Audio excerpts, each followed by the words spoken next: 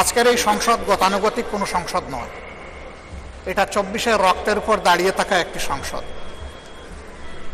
আজকে আপনি এই মহান সংসদের স্পিকার বা অভিভাবক নির্বাচিত হয়েছেন এবং আপনার সাথে ডেপুটি স্পিকার হিসেবে জনাব কায়সার কামাল সাহেব নির্বাচিত হয়েছেন। আমরা দুইজনকেই অভিনন্দন জানাই। মাননীয় স্পিকার, বাংলাদেশের স্বাধীনতার পরপর 55টি বৎসর আমরা অতিক্রম করে এসেছি। এই দেশের সংসদ এবং সংসদীয় রাজনীতি সত্যিকার অর্থে খুব কম সময়ে কার্যকর ছিল। অল্প যেটুকু সময় ছিল জনগণ তার সুবিধা পেয়েছে। বেশিরভাগ সময় ফ্যাসিজমের কবলে পড়ে এই সংসদ ছিল অনেকটা দামি সংসদ, অকার্যকর।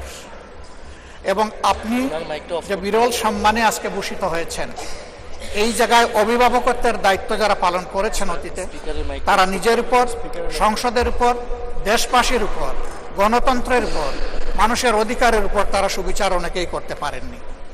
আমরা আশা করি আপনার এই অভিভাবকত্বের জায়গা থেকে, আপনি যদিও একটা দল থেকে নির্বাচিত হয়ে সংসদে এসেছেন, কিন্তু ইতিমধ্যেই আপনি ঘোষণা দিয়েছেন যে আপনি জাতীয়তাবাদী দলের স্থায়ী কমিটির সদস্য পদ থেকে পদত্যাগ করেছেন। এখন আপনি সকলে, আমরা মনে করি আপনার কাছে সরকারি দল এবং বিরোধী দল আলাদা কিছু হবে না।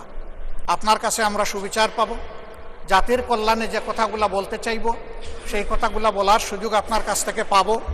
আপনার নেতৃত্বে এটি একটি গতিশীল সংসদ হবে, এটা আমরা আশা করতে চাই।